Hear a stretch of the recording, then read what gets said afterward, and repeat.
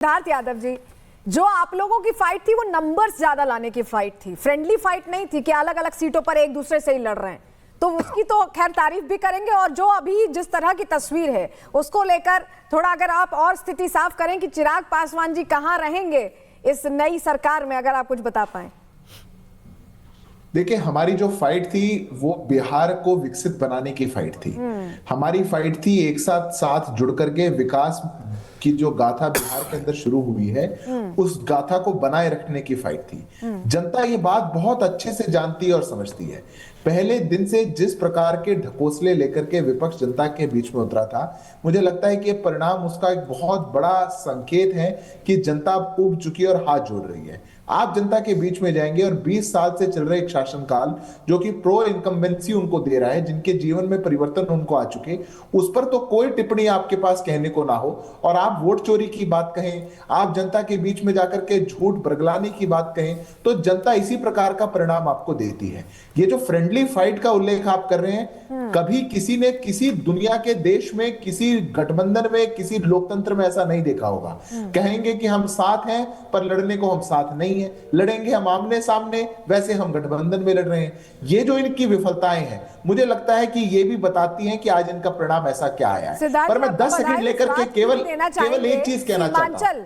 सीमांचल जिसको लेकर पूरी खींचतान रहती थी, सब आगे पीछे रहते थे कि हमारा मुस्लिम वोट बैंक है, उसमें भी आप लोगों ने बहुत अच्छे नंबर्स हासिल किए हैं।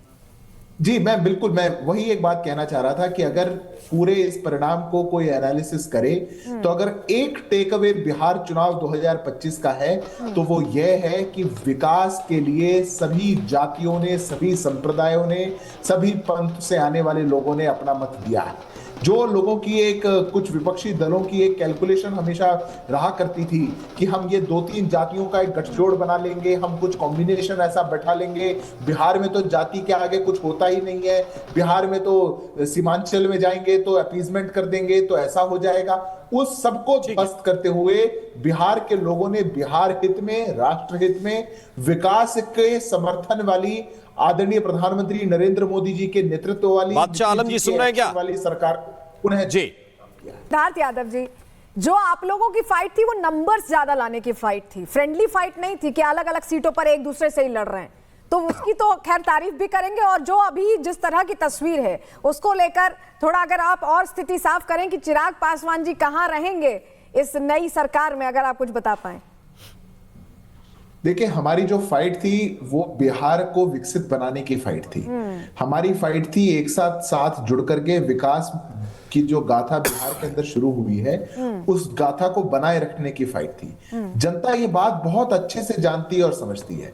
पहले दिन से जिस प्रकार के ढकोसले लेकर के विपक्ष जनता के बीच में उतरा था, मुझे लगता है कि परिणाम उसका एक बहुत बड़ा संकेत है कि जनता ऊब चुकी है और हाथ जोड़ रही है। आप जनता के बीच में जाएंगे और 20 साल से चल रहे एक शासनकाल जो कि प्रो इनकम्बेंसी उनको दे रहा है, जिनके जीवन में परिवर्तन उनको आ चुके, उस पर तो कोई टिप्पणी आपके पास कहने को ना हो। और आप वोट चोरी की बात कहें, आप जनता के बीच में जाकर के झूठ बरगलाने की बात कहें, तो जनता इसी प्रकार का परिणाम आपको देती है। ये जो फ्रेंडली फाइट का उल्लेख आप कर रहे हैं, कभी किसी ने किसी दुनिया के देश में, किसी गठबंधन में, किसी लोकतंत्र में ऐसा नहीं देखा होगा। कहेंगे कि हम साथ हैं पर लड़ने को हम साथ नहीं है, लड़ेंगे हम आमने सामने, वैसे हम गठबंधन में लड़ रहे हैं। ये जो इनकी विफलताएं हैं, मुझे लगता है कि ये भी बताती हैं कि आज इनका परिणाम ऐसा क्या आया है। पर मैं 10 सेकंड लेकर के केवल एक चीज कहना चाहता हूं।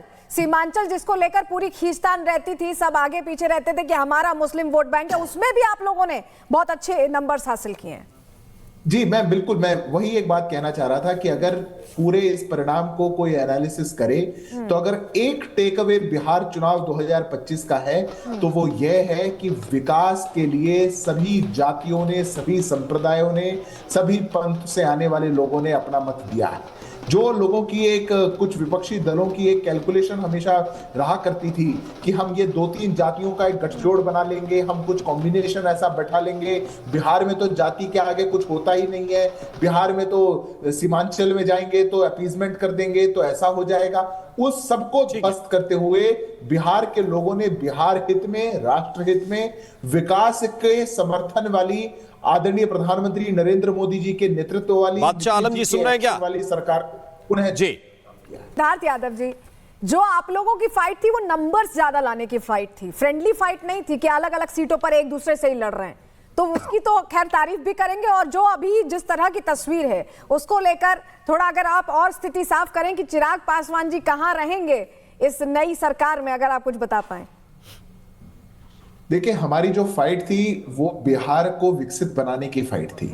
हमारी फाइट थी एक साथ साथ जुड़ करके विकास की जो गाथा बिहार के अंदर शुरू हुई है, उस गाथा को बनाए रखने की फाइट थी। जनता ये बात बहुत अच्छे से जानती है और समझती है।